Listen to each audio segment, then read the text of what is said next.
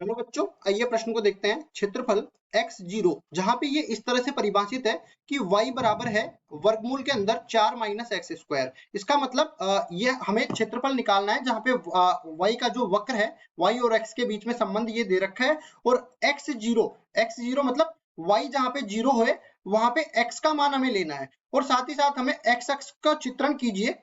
ये वक्र दे रखा है और x अक्ष के बीच में जो अपने पास क्षेत्र गिरा होता है, पहले तो उसका चित्रण करना है और साथ ही साथ समाकलन का उपयोग करते हुए इस क्षेत्र का क्षेत्रफल भी ज्ञात करना है। अब देखो, पहले तो मैं इसकी मुख्य अवधारणा के बारे में चर्चा कर लेता हूँ। मुख्य अवधारणा। अब यहाँ पे हम जानते हैं कि जब भी हम लोग किसी क्षेत्रफल को ज्ञात करने के लिए सूत्र नहीं जानते हैं तो समाकलन का उपयोग करते हैं। तो लिखते हैं, समाकलन का उपयोग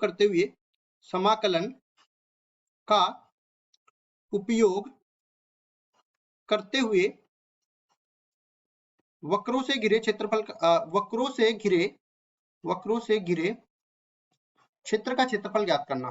क्षेत्र का क्षेत्रफल ज्ञात करना। अब देखिए, याद रखो, यहाँ पे देखो, मानो कि y बराबर में fx ये वक्र का समीकरण दे रखा है और ये अपने पास कार्तीय तल में इस तरह से बनता है। x अक्ष के सापेक्ष समाकलन करते हुए मैं इसका क्षेत्रफल निकालना चाहता हूं। तो यहाँ पे देखो, ये प्रश्न में कोटियां भी निर्धारित पहले से हो रखी होती है। तो a से b के बीच में जैसे मेरे को क्षेत्रफल निकालना है और छायांकित भाग ये है, ये क्षेत्रफल मेरे को निकालना है। तो इसके लिए क्या करेंगे, x अक्ष के सापेक्ष निकालना है ना, तो एक ऊर्ध्वाधर पट्टी डालेंगे। इस पट्टी की जो मोटाई है वो dx मान लेते हैं और पट्टी की जो ऊंचाई है वो y के बराबर मान लेते हैं। तो देखो, आयताकार पट्टी का जो क्षेत्रफल है ना वो y dx के बराबर होता है और a से लेके b के बीच में अनेक आयताकार पट्टियां बनेगी जिसका क्षेत्रफल डेल्टा से निरूपित होगा। ये पूरा छायांकित भाग का क्षेत्रफल डेल्टा से निरूपित मैं कर देता हूँ।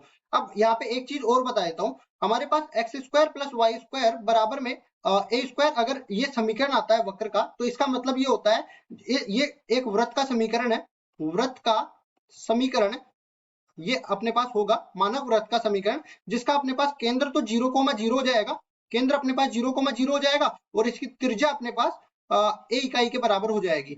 अब इसको सवाल को हल करते हैं तो देखो क्या बनेगा। यहाँ पे सबसे पहली चीज हमें दिया गया है कि y बराबर में 4 माइनस एक्स स्क्वायर का वर्गमूल, 4 माइनस में एक्स स्क्वायर का वर्गमूल ये दिया गया है। अब देखो इसका वर्ग कर देते हैं तो ये किसके बराबर हो जाता है, वाई स्क्वायर बराबर में 4 माइनस में एक्स स्क्वायर के बराबर ये हो जाता है। इधर लेके आते हैं तो x square plus y square बराबर में 4 के बराबर ये बन जाएगा। मतलब देखने पर पता लग रहा है कि ये एक वृत्त का समीकरण है। लेकिन याद रखो, जब मैं इसका वर्गमूल लेता हूं ना तब ये प्लस माइनस दोनों रूप में आता है। जैसे मैं बोलूं कि अपने पास वृत्त जो है केंद्र 0,0 और त्रिज्या इसकी जो है मतलब 4 का वर्गमूल 2 इकाई बनेगी, तो इस तरह से अपने पास एक वृत्त बनेगा। लेकिन ये देखो, अपने पास एक्स अक्ष के ऊपर की तरफ भी आ रहा है और एक्स अक्ष के नीचे की तरफ भी आ रहा है, लेकिन हमें तो केवल धनात्मक भाग लेना है यहाँ पे।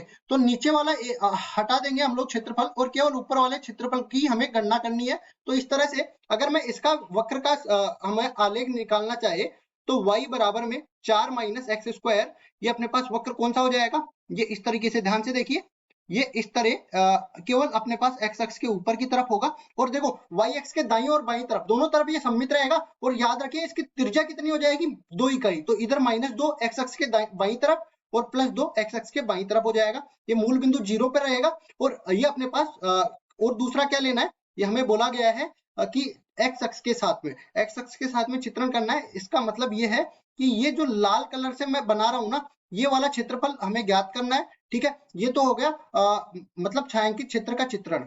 तो लिखते हैं छायांकित क्षेत्र का चित्रण। अब उसके बाद में देखो ये क्षेत्रफल भी हमें निकालना है, तो इसके लिए एक्स अक्ष के सापेक्ष में क्षेत्रफल निकालूंगा ये वाला। तो हम एक ऊर्ध्वाधर पट्टी यहाँ पे डाल देते हैं।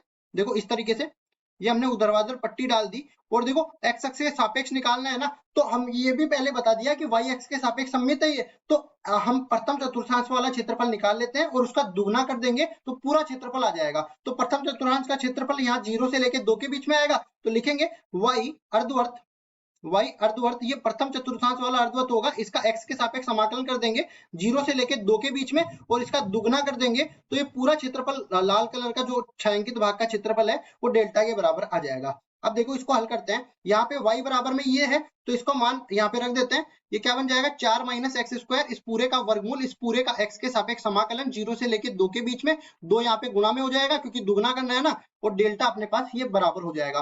अब देखो समाकलन का सूत्र यहाँ पे लिख देता हूं मैं। समाकलन का सूत्र होता है ए स्क्वायर माइनस एक्स स्क्वायर, इस पूरे का वर्गमूल, इस पूरे का x के सापेक्ष समाकलन, ये किसके बराबर हो जाता है, इसको मैं अलग से कर देता हूँ। देखो ये बराबर किसके हो जाता है, पहले तो अपने पास x बटा 2 आ जाता है और फलन वैसा का वैसा आ जाता है, और साथ ही साथ प्लस में ए स्क्वायर बटा 2 आ जाएगा, और साथ यहाँ पे क्या बन जाएगा साइन इनवर्स x बटा में a बन जाएगा।